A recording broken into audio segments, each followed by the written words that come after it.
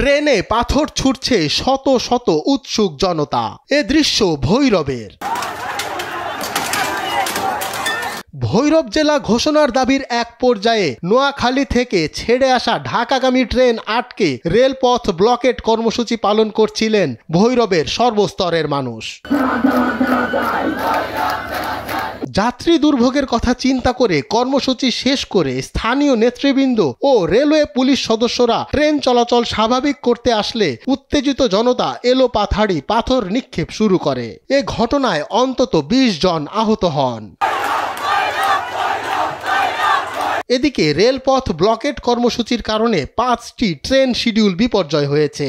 ভৈরবে লম্বা সময় আটকে ছিল কর্ণফুলী এক্সপ্রেস ট্রেন। এছাড়া ঢাকা থেকে ছেড়ে আসা চট্টগ্রামগামী মালবাহী ট্রেন আটকে ছিল নরসিংদীর দৌলতকান্দি স্টেশনে। তিতাস ট্রেন মেথিকান্দা ও কর্ণফুলী ট্রেন খানাবাড়ি স্টেশনে আটকে ছিল। চট্টগ্রাম থেকে ছেড়ে আসা ঢাকাগামী চট্টলা ট্রেন আটকে ছিল ব্রাহ্মণবাড়িয়ার তালশহর স্টেশনে। প্রায় ১ ঘন্টা ২০ মিনিট পর ট্রেন চলাচল স্বাভাবিক হয়। কিশোরগঞ্জ থেকে নূর মোহাম্মদের পাঠানো তথ্যচিত্রের ডেস্ক রিপোর্ট, মঞ্জুর এ মাওলা।